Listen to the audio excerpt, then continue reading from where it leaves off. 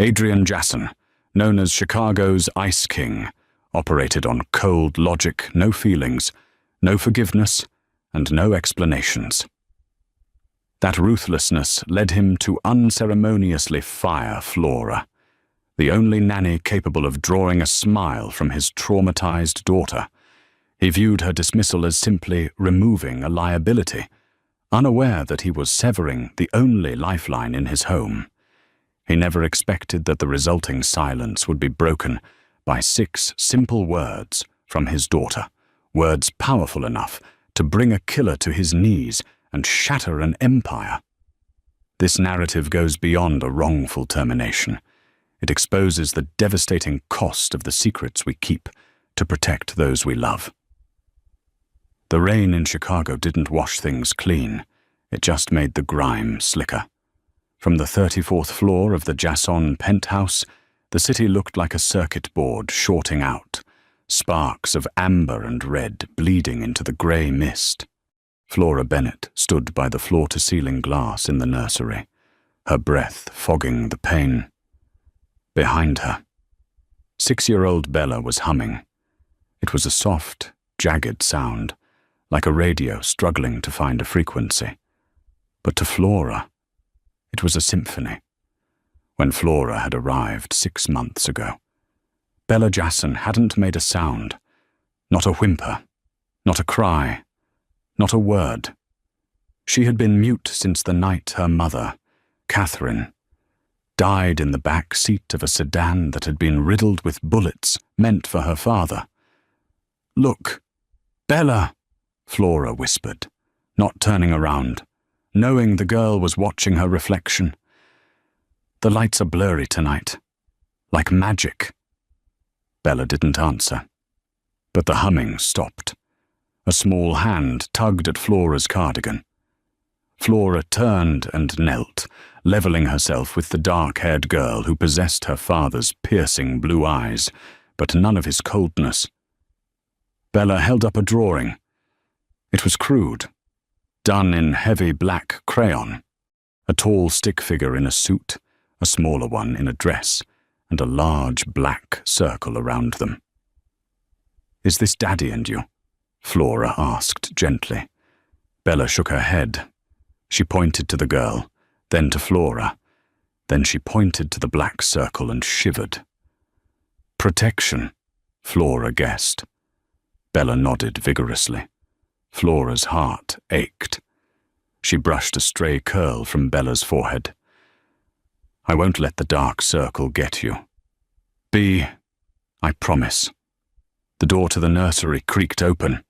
The temperature in the room seemed to drop 10 degrees. Standing in the doorway was Adrian Jason. He was wearing a charcoal 3-piece suit that cost more than Flora's entire college tuition. His face was a mask of sharp angles and stubble, his eyes like chipped flint. He wasn't a man who walked into rooms. He occupied them, sucking the oxygen out of the air.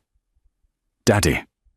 Bella didn't say the word, but her body language screamed it. She scrambled up, clutching her drawing, running toward him. Adrian didn't bend down. He didn't open his arms. He stiffened, looking at his daughter as if she were a fragile antique he was terrified of breaking.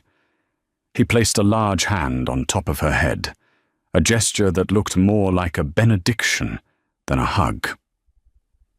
"Go to your room." "Bella," he said. His voice was a low rumble, devoid of inflection. Bella froze. She looked up, confused. She looked at Flora. "Go," Adrian repeated, sharper this time. Bella dropped the drawing. She looked between the 2 adults, sensing the sudden shift in atmospheric pressure. With a soft sob, she turned and ran into her adjoining bedroom. Slamming the door, Flora stood up, her pulse quickening. She smoothed her skirt, trying to summon the courage that had gotten her through 6 months in the house of a notorious crime lord. "Mr. Jason, she was just showing you." "Pack your bags," Adrian said. He didn't look at her. He walked past her to the window, staring out at the same rain she had been admiring. Flora blinked. "Excuse me. You heard me. Miss Bennet, pack your things. Rocco will drive you back to your apartment in an hour. Your final check will be wired by morning. I've added a 20% bonus for your discretion." Flora felt the blood drain from her face. "I don't understand. Did I do something wrong? Bella is finally making progress. She hummed today. She's sleeping through the night. If this is about the incident with the press last week, I swore I didn't." Adrian turned. The movement was violent in its speed. He closed the distance between them in 2 strides, towering over her. "This isn't a negotiation. This is a termination. You are no longer required." "No reason." Flora's voice shook, but she held her ground. "You're firing me for no reason. I don't need a reason," Adrian said, his voice dropping to a lethal whisper. "I own this city. I own this building, and I own the contract you signed. Section 4, Clause B, employment at will. You are dismissed." "I'm not a contract lawyer. Adrian, I'm the woman raising your daughter." Flora snapped, the use of his first name slipping out before she could stop it. Adrian's eyes narrowed. For a second, Flora saw something behind the ice, a flash of panic. Perhaps, or rage. It was gone as quickly as it appeared. "You are an employee," he corrected cold, "and you are becoming a distraction. Bella is too attached. It makes her weak. It makes her vulnerable. It makes her human," Flora cried out. "She's a child who watched her mother die. She needs attachment, not isolation. She needs to survive." Adrian roared. The volume was shocking in the quiet nursery. "And she won't survive if she thinks the world is soft. She won't survive if she thinks people stay. Everyone leaves. Flora. Better she learns that now than when she's staring down the barrel of a gun." He stepped back, adjusting his cuffs, the mask slipping back into place. 1 hour. If you're not in the lobby, Rocco will remove you."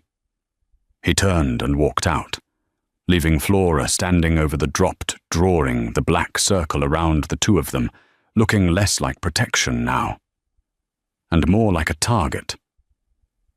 The packing was a blur.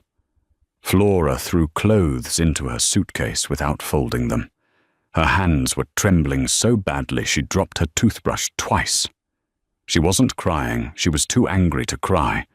She was furious at the injustice, furious at his coldness, but mostly terrified for Bella. She looked around the guest suite that had been her home. It was luxurious, impersonal, and cold.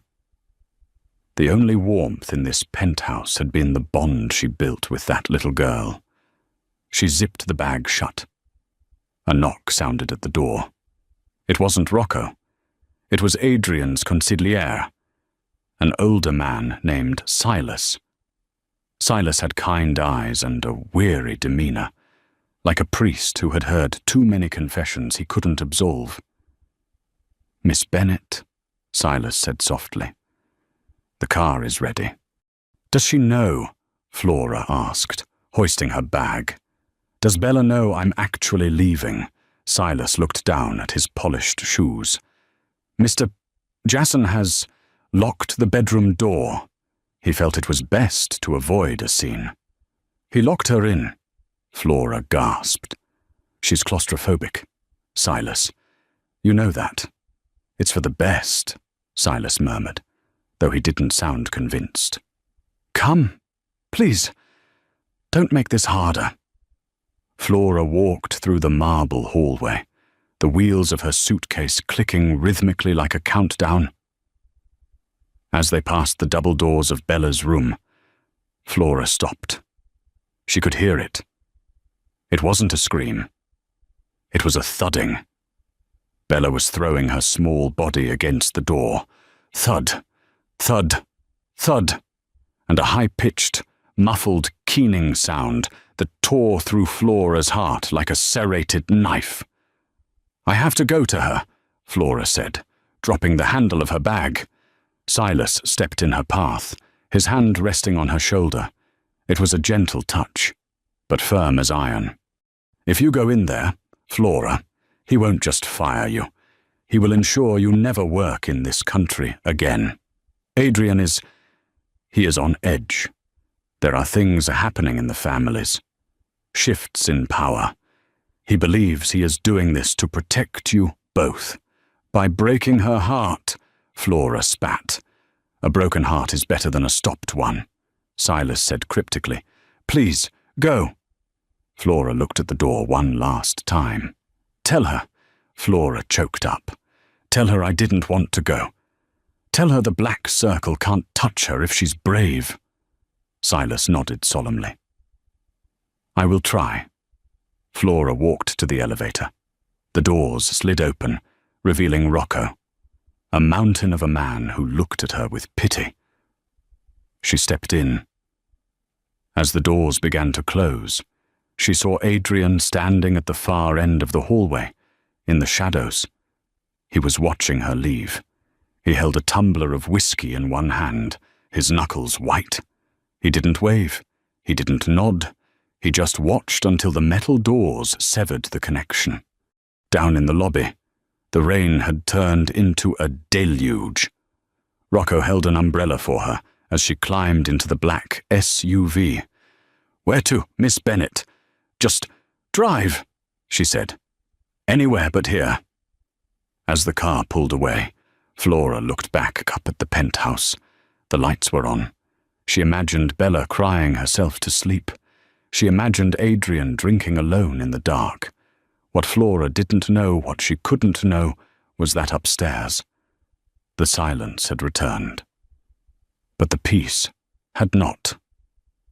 Adrian unlocked Bella's door 10 minutes after Flora left. He expected a tantrum.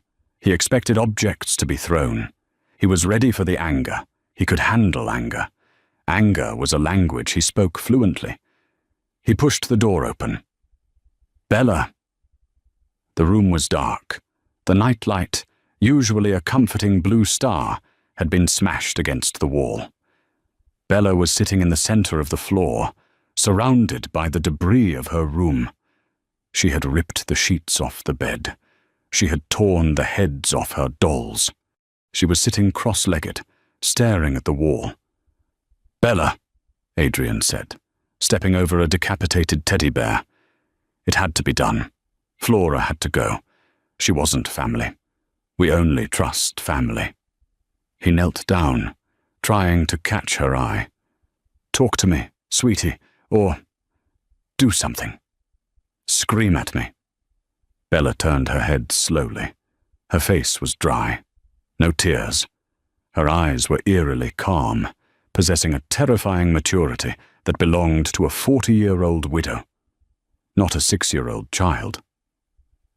She reached into her pocket and pulled out a crumpled piece of paper. It wasn't the drawing from earlier. It was a photograph Flora must have given her.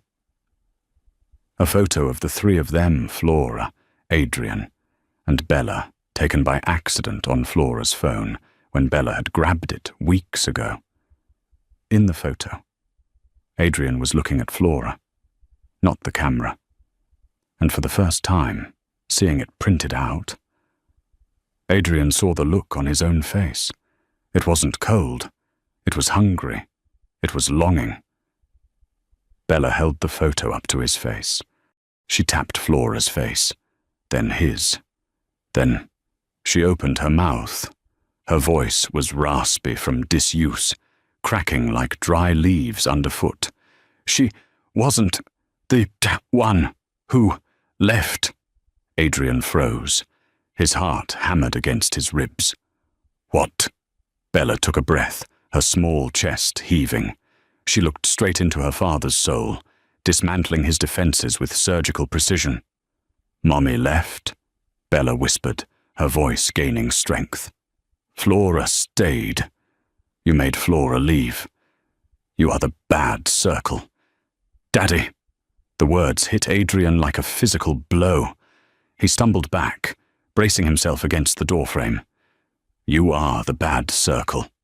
"Bella, no, You made the quiet come back," she said, finally letting a single tear fall. "I hate the quiet." Adrian looked at his daughter, really looked at her, and saw the monster he had become reflected in her eyes. He wasn't the protector. He was the jailer. He had fired the only light in their lives because he was terrified of the warmth. He was terrified that if he loved Flora, he would lose her just like he lost Catherine. So he killed it before it could kill him. But looking at Bella, broken and judging him, he realized he had made a fatal miscalculation. He slid down the doorframe until he hit the floor, burying his face in his hands. The great Adrian Jason, the Ice King, began to weep. He cried for his wife. He cried for his daughter. And he cried for the woman he had just sent away into the rain. But tears wouldn't bring her back. And what Adrian didn't know was that by sending Flora away, he hadn't saved her. He had sent her straight into the hands of the enemy he had been trying to keep her from. Rocco's phone rang in the front seat of the SUV as they navigated the slick streets. He answered it, listened for a moment, and his face went pale. He looked in the rearview mirror at Flora, his eyes wide with horror. "Miss Bennet," Rocco said, his voice trembling, "we have a problem. We're being followed, and it's not the boss." The rain was no longer a drizzle. It was a rhythmic drumming against the roof of the armored SUV, sounding like 1,000 tiny fingers trying to claw their way inside. Flora sat in the back, her heart still heavy with the image of Bella's face, when she noticed Rocco's posture change. He wasn't just driving anymore, he was hunting for an exit. "Rocco, what's going on?" Flora asked, her voice trembling. Rocco didn't answer immediately. He gripped the steering wheel so hard his knuckles turned white. He checked the side mirror, then the rear view, then back again. "Stay low, Miss Bennet. On the floor. Now. Rocco. Do it," he roared. Flora scrambled off the leather seat, tucking herself into the footwell. Seconds later, the world exploded. A heavy thud rocked the SUV as a black sedan rammed their rear bumper. The screech of metal on metal was deafening. Flora screamed, pressing her face into the carpet, smelling the scent of expensive leather and gunpowder, the permanent cologne of the Jason Empire. "It's the Moretti crew," Rocco gritted out, his voice strained as he wrestled with the wheel. "They've been waiting for you to leave the penthouse. You're the only leverage they have against Adrian." Flora's breath hitched. Adrian hadn't fired her because she was a distraction. He had fired her because the war was starting, and he thought he was cutting her loose from the blast zone. But he had timed it perfectly for her to be a sitting duck. The SUV swerved violently. Glass shattered as a bullet punched through the reinforced window, spider-webbing the pane but not breaking it. Rocco returned fire, his hand extending out the window, the crack, crack, crack of his pistol vibrating through the frame of the car. "I can't lose them," Rocco shouted over the wind. "Flora, listen to me. There's a burner phone in the glove box. Reach up and grab it. Hit the only contact saved. Tell Adrian we're at the 4th Street Bridge. Tell him I'm sorry." Flora reached up, her fingers fumbling against the plastic until she found the phone. She dialed. It picked up on the first ring. "Rocco, report," Adrian's voice came through, cold and sharp. "Adrian, it's Flora." She sobbed. "They're hitting us." "Rocco is..." A second ramming sent the SUV spinning. The phone flew from Flora's hand. She heard Adrian's voice screaming her name through the speaker, a sound of pure, unadulterated terror she never thought the Ice King was capable of. Then the SUV flipped. The world went upside down. Gravity became an enemy. Flora felt a sharp pain in her temple. And then the world went black. When Flora woke up, the air was thick with the smell of damp concrete and cigar smoke. She was tied to a wooden chair in a basement that felt like a tomb. Her head throbbed. A steady 75 beats per minute pulse of agony behind her eyes. "She's awake," a voice rasped. Flora squinted.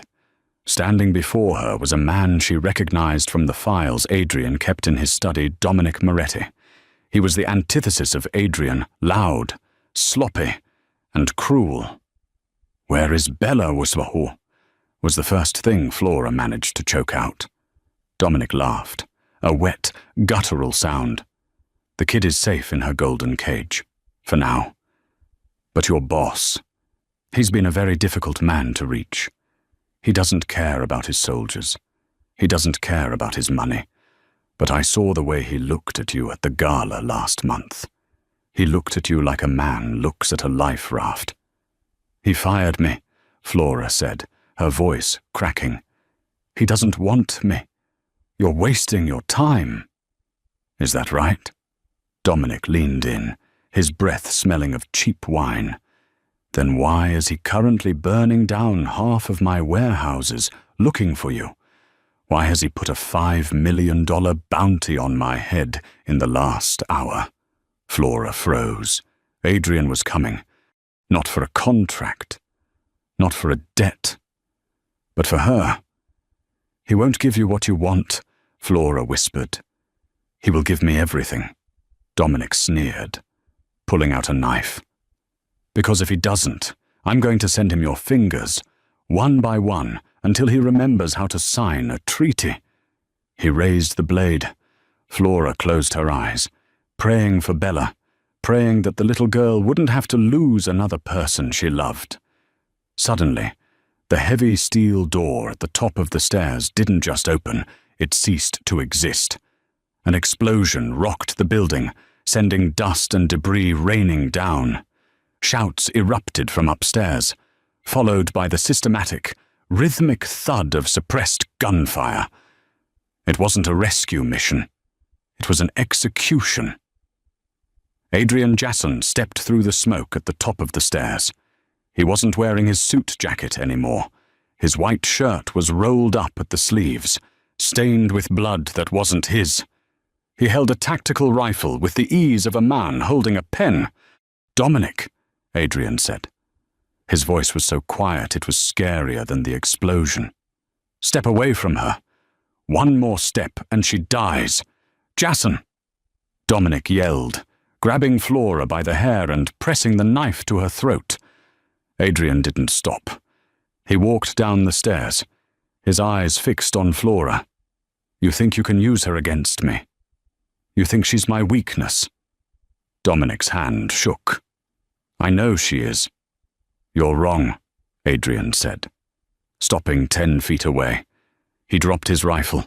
He raised his hands. "She isn't my weakness. Dominic, she's the only thing that kept me from turning this city into a graveyard. You took her. You hurt her. Now, there is nothing left to keep the monster on a leash." In a movement too fast for Flora to track, Adrian pulled a backup piece from his waistband. One shot. It didn't hit Dominic. It hit the light fixture above his head. The room plunged into total darkness. Flora heard a struggle, the sound of a blade hitting the floor, and a sickening crack. When the emergency lights flickered on, Dominic was on the floor, his arm twisted at an impossible angle. Adrian was standing over him, his hands wrapped around the man's throat. "Adrian, stop!" Flora screamed. Adrian looked up. His face was distorted with a rage so primal it made Flora's heart stop. But as his eyes met hers, wet with tears and wide with fear, the tension left his body. He let go of Dominic, who slumped into unconsciousness. Adrian stumbled toward Flora, his hands shaking as he cut her zip ties. The moment she was free, she didn't run. She fell into him. He held her with a desperation that broke her heart. He buried his face in her neck, and for the first time, she felt him shudder. "I'm sorry," he whispered into her hair. "I'm so sorry. Flora." They didn't go back to the penthouse. Adrian took her to a safe house, a modest brick cottage on the outskirts of the city that looked like a normal family home. As Flora sat on the kitchen counter, Adrian cleaned the cut on her forehead with antiseptic. The silence between them was heavy, but it wasn't the cold silence of the penthouse. It was the silence of two people who had survived a wreck. "Why did you really fire me, Adrian?" Flora asked softly. "Don't give me the distraction line again." Adrian set the cotton ball down. He looked at his hands, scarred and calloused. "My wife's death wasn't an accident. Flora, it was a betrayal. Someone inside my own house gave up our coordinates. For 3 years, I've looked at everyone as a potential traitor. I've kept Bella in a vacuum because I thought if she didn't love anyone, no one could use her against me." He looked up, his blue eyes shimmering. "Then you came, and you were so loud. Not with your voice, but with your heart. You made her laugh. You made me want things I haven't wanted in a decade. I realized that if they found out what you meant to us, they would do exactly what Dominic did tonight." "So you pushed me away to save me," Flora said, a tear rolling down her cheek. "I thought I could control the outcome," Adrian said, a bitter laugh escaping his lips. "But when I saw that empty nursery tonight, when I saw the drawing Bella made of the bad circle, I realized I wasn't protecting her. I was just making sure the only people left in her life were the ones who didn't love her." He stepped closer, placing his hands on either side of her on the counter. "Bella spoke today. Flora. After you left, she told me she hated the quiet. She told me I was the one who made it come back." Flora reached out, cupping his face. "She loves you, Adrian. She just wants her father, not a boss." "I don't know how to be a father without being a monster," he admitted, his voice breaking. "The world I live in, it doesn't allow for nannies and bedtime stories." "Then change the world," Flora whispered. The moment was interrupted by the sound of a car pulling into the gravel driveway. Adrian was on his feet in a second, gun drawn, his instincts snapping back into place. "It's okay, it's Silas," Flora cried, seeing the familiar black sedan. The door opened, and Silas stepped out, but he wasn't alone. A small figure in pink pajamas scrambled out of the back seat, ignored the rain, and ran toward the house with everything she had. "Flora, Flora." The voice was small, high-pitched, and slightly raspy, but it was the most beautiful thing Adrian had ever heard. Bella burst through the front door, skidding on the hardwood. She didn't go to her father. She threw herself at Flora's legs, sobbing into her skirt. Don't go again." Adrian stood there, his gun lowered, watching the two most important people in his life cling to each other. He looked at Silas, who stood in the doorway, soaking wet and wearing a knowing smile. The girl wouldn't stop screaming your name. "Boss." Silas said, "I figured the safe house was better than a riot at the penthouse." Adrian knelt down, joining them on the floor. He wrapped his massive arms around both of them, creating a new circle. Not a black circle of protection, but a circle of family. "I'm not going anywhere." "Be," Flora promised, looking at Adrian over the girl's shoulder. None of us are. But as they sat there, a family for the first time, Adrian's phone buzzed on the counter, a text from an unknown number. The girl is a beautiful talker. Adrian. Too bad she knows the secret her mother died for. Are you sure you want the nanny to hear it, too? Adrian's blood turned to ice. The nightmare wasn't over. It was just beginning. The cabin was supposed to be a sanctuary, a quiet refuge of brick and cedar tucked away from the neon-soaked corruption of Chicago. But inside, the air had turned toxic. The vibration of Adrian's phone against the marble kitchen island sounded like a death knell. He stared at the screen, the blue light reflecting in his eyes like a digital ghost, casting long, jagged shadows across his sharp features. The message was a blade, twisted into a wound he thought had scarred over years ago. She knows the secret her mother died for. Adrian looked at Bella. She was currently curled into Flora's lap on the sofa, her small thumb hooked into the edge of a fleece blanket. She was finally drifting into an exhausted sleep, her chest rising and falling in a rhythmic, peaceful cadence that Adrian felt he didn't deserve to witness. To his left, the fireplace crackled, but the warmth couldn't penetrate the ice forming in his marrow. He had built an empire on information, on knowing every shadow in the city. But he had ignored the deadliest shadow of all, the one living inside his own bloodline. Adrian.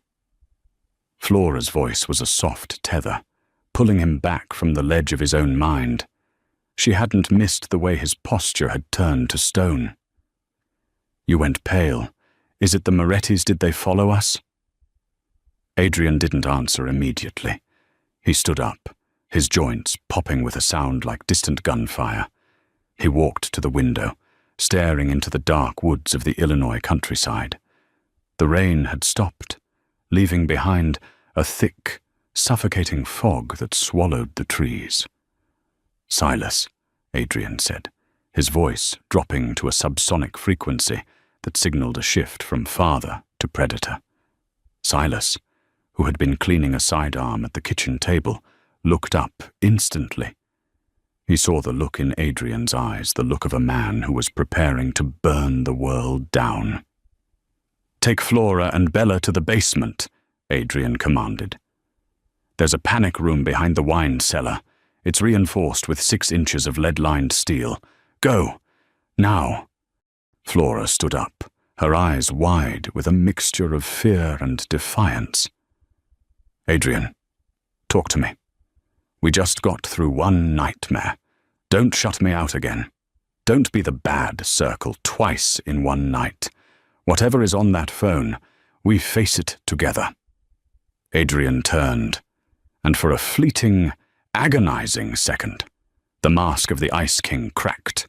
He stepped toward her, his large hand cupping her cheek. His thumb brushed the small bandage he'd just applied to her forehead, a tender gesture that contrasted sharply with the tactical vest he was already reaching for. "I'm not shutting you out. Flora," he whispered, his voice thick with a raw, terrifying honesty. "I'm making sure there's still a you left to talk to. This isn't a street war anymore. This is a reckoning. Just give me 10 minutes. Please." Silas didn't wait for a second order. He moved with the quiet efficiency of a seasoned soldier.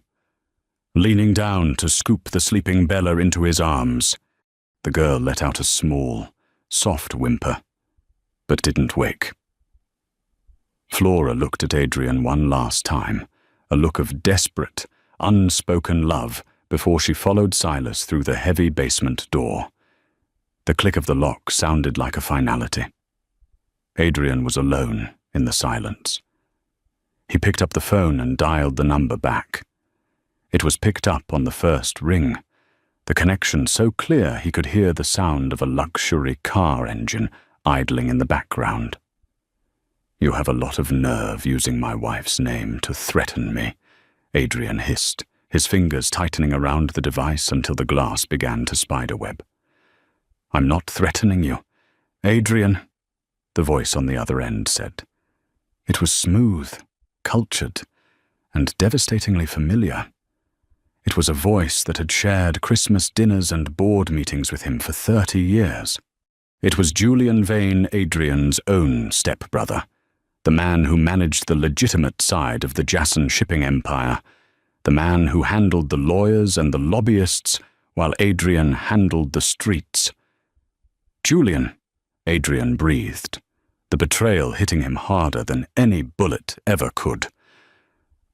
"I'm reminding you of why Catherine had to go," Julian continued, his tone conversational, as if he were discussing a dip in stock prices.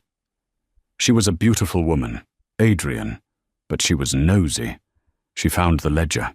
She realized the Jason name wasn't just built on booze and gambling. It was built on the one thing even you, in all your noble villainy, claimed to be above." Adrian felt the floor tilt beneath his boots. The shipping containers. The special cargo Julian always insisted on overseeing personally. "Human trafficking." "Exactly." Julian chuckled, a dry, hollow sound. "Catherine was going to the feds. She was going to blow the whole thing apart. I had to stop her. It was a business necessity, and now, your little miracle of a daughter. She was in that car. Remember? She wasn't just silent because of the trauma, Adrian. She was silent because she heard Catherine tell her exactly where the ledger was hidden. And she heard Catherine tell her who pulled the trigger." Adrian's breath came in ragged hitches. All those years of watching Bella struggle to speak, thinking her silence was a wall she had built to protect herself from the memory of the blood. But it wasn't a wall. It was a vault. She was protecting the secret that would destroy her family. "You killed her," Adrian whispered, the words tasting like ash. "You sat at her funeral. You held my hand while they lowered the casket." "I saved the family," Julian snapped, his voice finally losing its calm. "And now, you've brought a civilian, a nanny, into the inner sanctum. You've let your guard down for a woman who has no business in our world. You're soft, Adrian. You've been compromised by sentiment. The board has voted. I'm coming for the keys to the kingdom, and I'm taking the girl to make sure she never tells a soul where that book is. Or maybe I'll just make sure she never speaks again. Permanently. If you touch them," Adrian said, and the temperature in the room seemed to drop to absolute 0. "I will burn this city until there isn't a brick left standing for you to hide behind. I will spend every cent of the Jason fortune to ensure your death is a legend of agony. See you in 20 minutes. Brother, try not to make a mess of the rug." The line went dead. Adrian didn't waste a second. He moved through the house with a practiced, lethal grace. He went to the gun safe, hidden behind a fake wood panel in the pantry. He pulled out 2 modified 9mm pistols, a tactical vest, and several flashbang grenades. He wasn't just a boss anymore. He was a man defending his heart. He checked the perimeter cameras on his tablet. Black-clad figures were already moving through the tree line. Julian hadn't given him 20 minutes. He had given him 5. These weren't street thugs like the Moretti crew. These were professionals, ex-military mercenaries, hired with the very money Adrian had helped Julian accumulate. Adrian turned off all the lights in the cabin. He knew this floor plan better than they did. He moved to the kitchen, splashing a gallon of cooking oil across the hardwood floor near the entrance, then moved to the top of the stairs. The front door was kicked off its hinges with a thunderous crack. 2 men entered, their suppressed rifles sweeping the room in the green glow of night vision goggles. Adrian didn't wait. He dropped a flashbang from the balcony. Boom! The white light turned the room into a bleached-out nightmare. The mercenaries staggered, blinded. Adrian opened fire. 2 shots, 2 hits. The men slumped to the oil-slicked floor. A third man entered, firing wildly, but Adrian was already gone, melting back into the shadows of the hallway. He checked the basement door. It was still secure, but he could hear the muffled sound of a struggle coming from inside. His heart skipped a beat. Inside, he threw the door open, his gun raised. Silas was on the floor, groaning, a gash across his temple. The window to the panic room's outer chamber, a small ventilation shaft he thought was too small for a man, had been breached. And Julian Vane was standing there. He wasn't wearing tactical gear. He was in a bespoke navy suit, looking perfectly out of place in the damp basement. He had Flora by the hair, a silver pistol pressed against her temple. With his other hand, he gripped Bella's arm. The little girl was frozen, her eyes wide, staring at her father. "Drop them, Adrian," Julian commanded, "or the nanny gets the first bullet, and the brat gets the second. I've always been a better shot than you. More clinical. Less emotional." Adrian looked at Flora. Her face was pale, but her eyes weren't pleading for her own life. She was looking at Bella. "Let them go." "Julian," Adrian said, his voice a low, dangerous rumble. He slowly lowered his guns to the floor. "You want the seat? It's yours. I'll sign the papers. I'll take them and leave the country. You'll never hear from us again." "I can't let them walk." "Adrian," Julian said, his eyes gleaming with a manic, flickering light. "You know how this ends. Witnesses are liabilities. And Bella, she's the biggest liability of all. Tell him, Bella, tell your daddy what Mummy said before the lights went out in the car. Tell him who the monster is." The basement was silent, save for the drip of a leaky pipe. Adrian watched his daughter. He saw the way she looked at Julian, not with the fear of a child, but with the cold, hard recognition of a victim seeing her tormentor. Bella took a breath. It was a deep, shuddering breath that seemed to pull all the oxygen out of the room. She looked at her father. Then she looked directly into Julian's eyes. "Mummy said—" Bella's voice was clear, ringing through the concrete room like a silver bell. "Mummy said the monster isn't the man with the gun. The monster is the man who smiles while he watches you bleed." She narrowed her eyes, her small voice turning into a whip. "You were smiling. Uncle Julian, when the car stopped and Mummy didn't move. You looked through the window and you smiled at me." Julian's face contorted into a mask of pure, ugly rage. "Shut up, you little—" In that split second, as Julian's grip on Flora loosened in his fury. Flora didn't scream.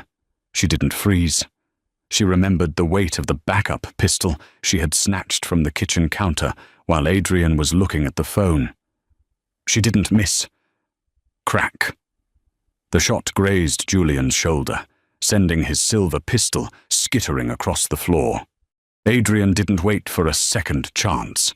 He moved like a predatory cat, crossing the distance in 3 strides. He didn't use a gun. He used his hands. He slammed Julian against the concrete wall, his fingers locking around his brother's throat. The sound of Julian's breath rattling in his chest was the only sound in the room. "For Catherine!" Adrian growled, his vision tunneling into a red haze of vengeance. "Adrian!"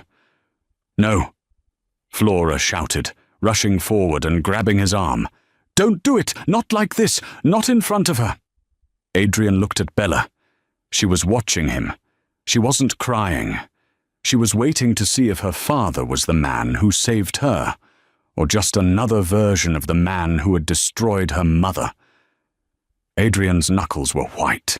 His muscles were coiled to snap Julian's neck. But then, he felt Bella's small hand touch his lower back. He let go. Julian slumped to the floor, gasping for air. Adrian turned away, scooped Bella into his arms, and pulled Flora toward him. The circle was no longer about shadows and secrets. It was about the light they had found in the middle of the wreckage. "Silas!" Adrian roared. "Call the authorities, not our guys. The feds. Tell them we have the ledger, and tell them we have a murderer in custody."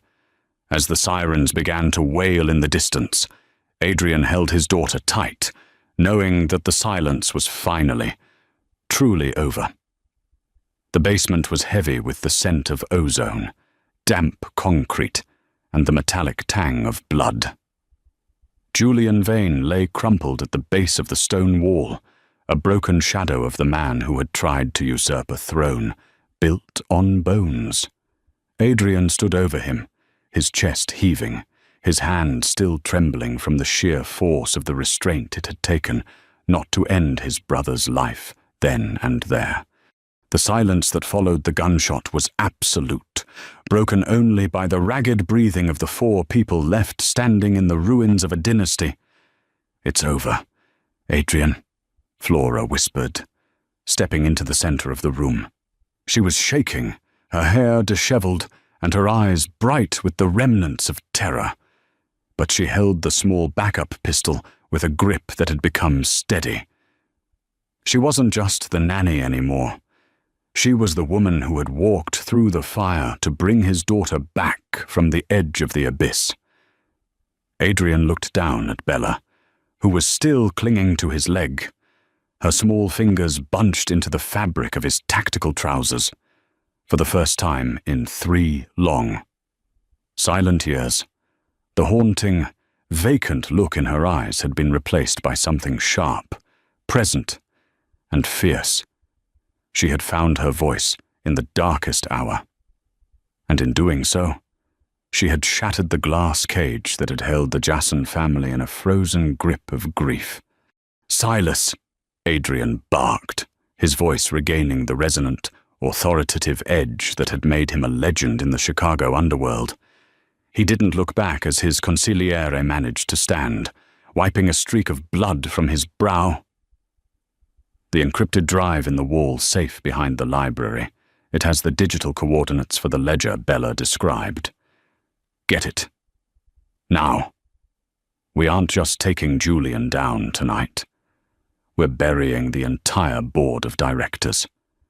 Every man who knew about the special cargo in the shipping lanes. Every man who looked the other way while my wife was executed in that car, they all fall tonight." Silas nodded, a grim, satisfied smile touching his lips. "It will be a pleasure, boss. I've waited 3 years to see the ledger see the light of day." "Don't call me that," Adrian said, his gaze finally softening as he turned to Flora and Bella. "There is no more, boss. There is no more Ice King. There is only the survivor." The next few hours were a whirlwind of controlled, surgical chaos. Adrian utilized his remaining loyalists' men like Rocco, who had survived the SUV crash with only a broken arm and a bruised ego, not to fight a war, but to facilitate a total surrender. Adrian knew that to save Bella and Flora, he had to destroy the world that made them targets. He bypassed his own corrupt security details and contacted a specific task force within the Department of Justice men he had kept on a break glass in case of emergency list for years. He didn't negotiate for immunity. He negotiated for protection. He offered them the keys to the largest criminal shipping empire in the Midwest in exchange for 2 things: the permanent incarceration of Julian Vane and a new life for a woman and a child who deserved to forget the sound of gunfire. By the time the sun began to bleed over the jagged Chicago skyline, painting the skyscrapers in shades of bruised purple and gold, the Jason penthouse was being swarmed by federal agents. The empire was being dismantled piece by piece. Julian Vane was led away in zip ties, his bespoke Navy suit ruined and his reputation annihilated as the press caught images of the legitimate brother in the back of a Crown Vic. 4 months later, the air was different. It didn't smell of smog, expensive cigars, and rain-slicked asphalt. Instead, it was filled with the intoxicating scent of salt spray, wild dunes, and blooming jasmine. Adrian stood on the weathered wooden deck of a modest beach house on the coast of South Carolina. He was wearing a plain white linen shirt, sleeves rolled up to reveal forearms that were no longer tensed for a fight. His face was tanned by the sun, the deep lines of stress around his eyes having smoothed into something resembling peace. He was a man who had traded an empire for a life, and as he watched the tide come in, he realized he had never felt wealthier. The sliding glass door creaked open, and Flora stepped out, carrying 2 steaming mugs of coffee. She looked at him, her smile warm and effortless. They had spent the last 16 weeks healing not just from the physical wounds of that night at the cabin, but from the emotional wreckage of their past lives. Flora had stayed. Through the depositions, through the relocation, through the nights when Adrian woke up shouting Catherine's name, she had stayed. "She's almost ready," Flora said, leaning against the railing next to him. "But she's insisted on wearing her adventure hat for the tide pools today.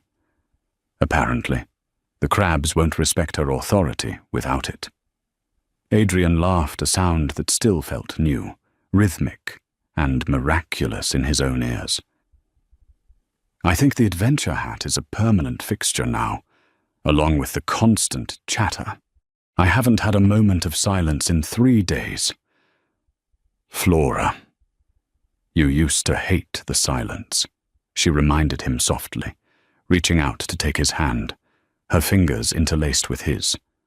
The warmth of her skin a constant reminder that he was no longer alone in the dark. "You said you were the one who made it come back. Well, look at you now. You couldn't find a moment of quiet if you tried." "I was wrong about a lot of things," Adrian admitted, pulling her closer. "I thought I was protecting her by firing you. I thought if I cut the strings of affection, nobody could pull them to make me dance. I didn't realize that the strings are what keep us upright." Just then, the screen door slammed open with a joyful bang.